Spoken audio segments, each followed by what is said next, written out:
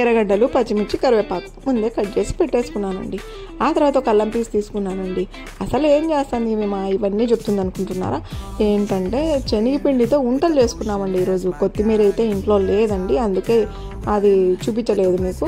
చూడండి, మనము తురుముకున్న అల్లం అంతా ఇలా తురుము పట్టేస్తున్నానండి.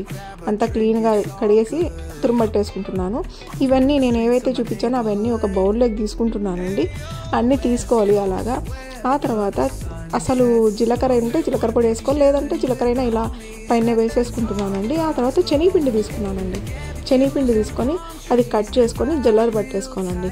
ఇందులో ఒక స్పెషల్ ఉందండి, లాస్ట్ వరకు నా వీడియో ఖచ్చితంగా చూడండి. ఈ ఉంటలులో స్పెషల్ అని చెప్పాను కదా, ఏం స్పెషలో చూడండి. నిజంగా చాలా బాగుంటుందండి. దీంట్లో ఏమేమి వేస్తారో అవన్నీ చూపిస్తాను. సోడా పొడి అండి, బేకింగ్ పౌడర్ అంటారు కదా, అదండి. సోడా పొడి వేసుకుంటున్నాను. నెక్స్ట్ వచ్చి సాల్ట్ అండి, తగినంత సాల్ట్. నెక్స్ట్ కొంచెం చిటికెడు పసుపు, ఎందుకంటే ఎక్కువ వేయకూడదు, బాగుండదు. అదొకటి. కొత్తిమీర ఉంటే కలిపిందు. స్పెషల్ అన్నాగా ఇదే స్పెషల్. ఎగ్స్ వేయాలండి దాంట్లో, ఎందుకంటే చాలా సాఫ్ట్గా వస్తాయి, క్రిస్పీగా ఉంటాయి. మనం తింటూ ఉంటే 3 తినేవాళ్ళు 6 తింటారు, అట్లా అండి.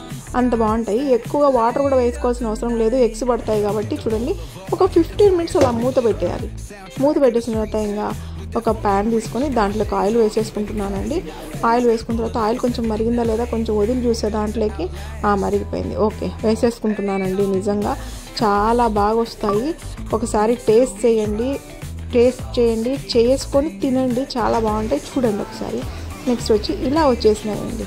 చూడండి, క్రిస్పీగా ఉంటలండి. కడప సైడ్ అయితే ఉంటలని అంటారండి, మీ సైడ్ ఏమంటారో నాకు తెలియదు. రెడీ అయిపోయినాయి వేడి వేడి ఉంటలు, ఈవినింగ్ స్నాక్స్ పిల్లలకు.